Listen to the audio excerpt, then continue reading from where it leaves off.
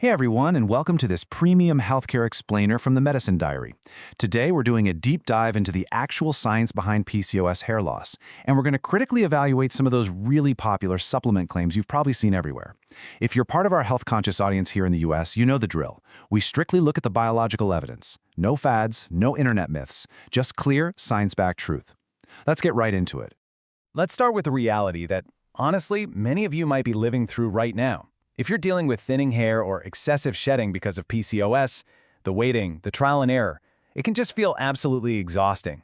And we know it isn't just a cosmetic issue, right? It takes a massive emotional toll.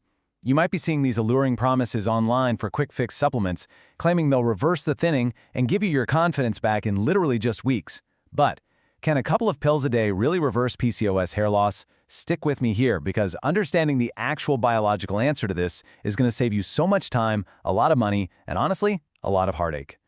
Okay, so let's look at how these products are marketed to consumers who are just looking for a lifeline.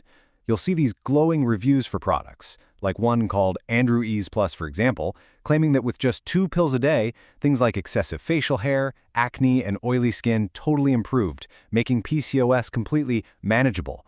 Sounds incredible, right? Like a real game changer. But as a medical content creator, my job is to look right past that shiny marketing promise and dig into the cold, hard biological reality. Can a botanical supplement actually pull all of this off completely on its own? To figure that out, here's exactly what we're going to cover today. We'll start with the biological reality of PCOS hair loss, look at the insulin-androgen loop, critically evaluate saw palmetto, map out a realistic regrowth timeline, and check out evidence-based management. Finally, we'll wrap up with actionable takeaways you can actually start using today. All right, let's kick things off with part 1, understanding the root cause of the PCOS hair loss reality. The absolute core mechanism we're dealing with here is called hyperandrogenism. Basically, this is a state where the body overproduces male hormones. And here's a pretty surprising medical fact for you. DHT is actually up to 5 times more potent than regular testosterone. Now, in women with PCOS, this super potent DHT binds directly to the hair follicles on the scalp, which makes it incredibly tough for healthy hair to survive. It literally forces those follicles to prematurely enter a resting phase. And that's what leads to the visible thinning you might see, usually across the crown and the part line. It's essentially a biological flashing red light signaling a much deeper imbalance. And speaking of that deeper imbalance, let's look at the numbers.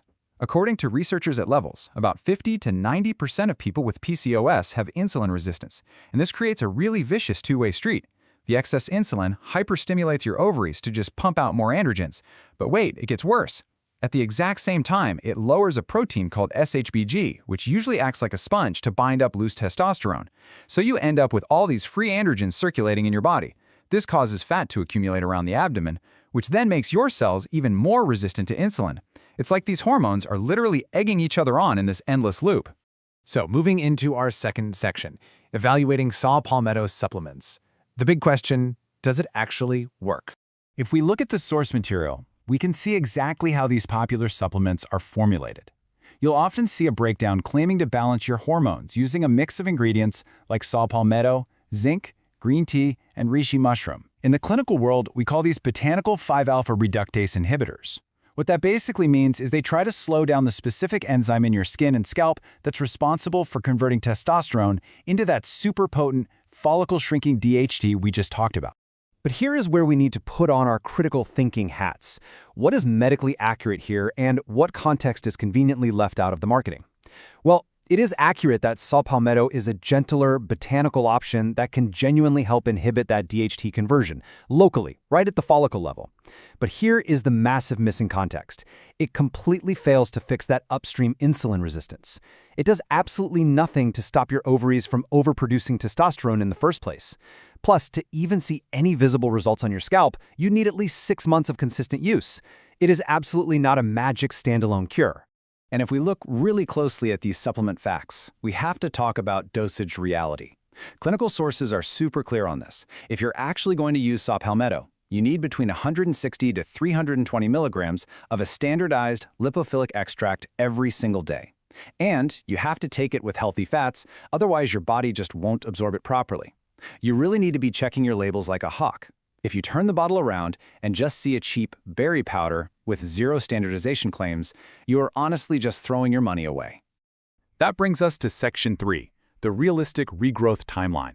Let's talk about managing those expectations. Dermatological sources make this incredibly clear. Your hair responds to consistency, not intensity. If you're actually treating the root cause, the first 0 to 2 months are all about internal correction. And yes, I know it's super frustrating, but your hair will probably continue to shed during this time. That is totally biologically expected.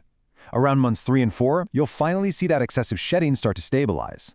Fast forward to months 5 and 6, and you might start spotting those tiny little baby hairs coming in. But it really takes 6 to 9 solid months of sustained internal balance to actually see noticeably improved density and strength. You just can't rush biology. Hair growth cycles take time. All right, moving right along to Section 4, evidence-based clinical management. Let's look at both the holistic and medical approaches. When we look at international guidelines and clinical endocrinology position statements, first-line treatments almost always start with a holistic foundation. That means adopting a low-glycemic, high-fiber diet and getting regular exercise to drastically lower your body's overall insulin demand. From a medical standpoint, doctors often combine this lifestyle foundation with pharmacotherapy. So things like oral contraceptives to regulate that central hormonal loop and drop those androgen levels, or a drug like metformin to directly attack that stubborn insulin resistance. Sometimes, topical minoxidil is also brought in to help stimulate the scalp locally.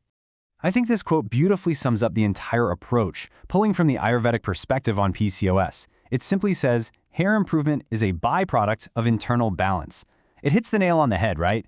You just cannot permanently force your hair to regrow from the outside using special shampoos or magical supplement pills without fixing that internal metabolic environment, that tricky insulin and androgen loop first. Which leads us perfectly into Section 5, actionable takeaways.